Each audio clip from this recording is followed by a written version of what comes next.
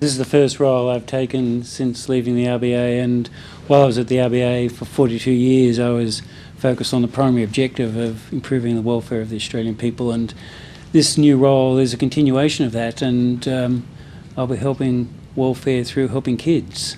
I thought it was a fantastic marriage of financial markets and helping support the next generation of Australians. So my two passions are finance and helping kids, and this brings together both of those. So I was very attracted to the role.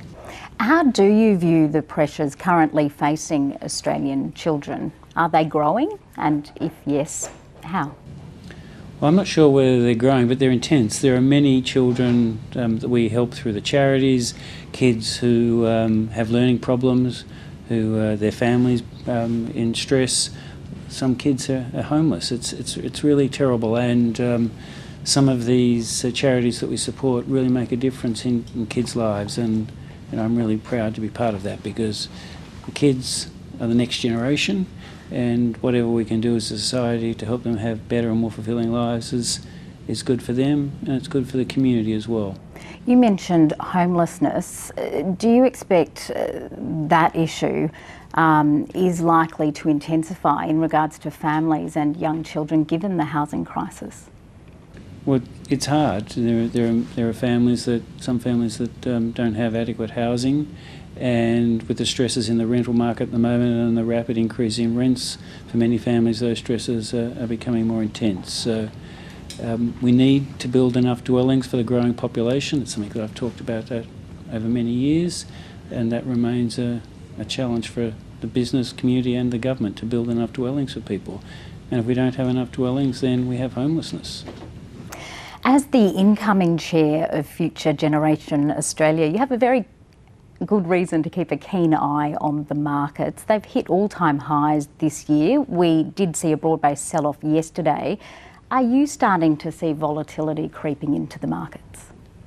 Well, the markets are always volatile. At the moment, they're no more volatile than normal. They've been strong on the economies, but basically continuing to grow reasonably well, and there are expectations that at some point in the future interest rates will be cut, and both of those things, strong growth and the prospect of future interest rate cuts, have boosted the markets, and we'll keep an eye on them. But my role here at NextGen isn't to make investment decisions, it's to oversee the governance of the organisation and the not-for-profits that we support. Will you be able to provide some macro advice as part of your new role?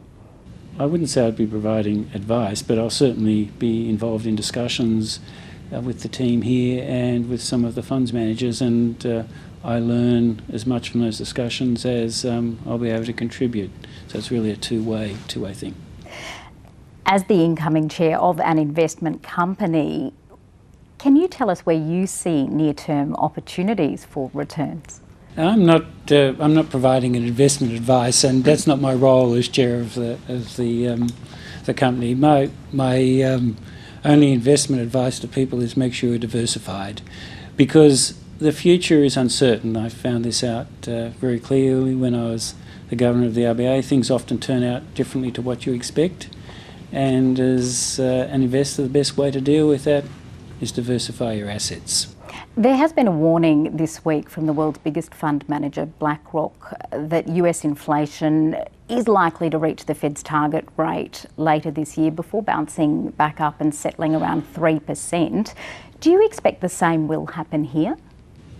Well, the RBA's forecast is that inflation comes down, and then by, I think, mid-26 it's back to the midpoint of the target range. I think that's a credible forecast, and it's important that inflation comes back to target over the next couple of years. I think it's entirely possible, but we need to make sure that happens. And the RBA just reminded us last month that there's still two-way risk on interest rates. The job may well be done, but it's possible it may not be, and we need to be prepared for uncertainty and hope things work out for the best, but we don't know that. So another interest rate hike, in your view, cannot be ruled out? Well, that's what the RBA is saying. I think they were correct to say that.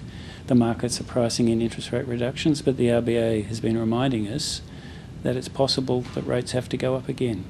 I think We most had- in the community don't want to see that, and let's hope that inflation can come back to target without further monetary tightening, but that will remain to be determined still.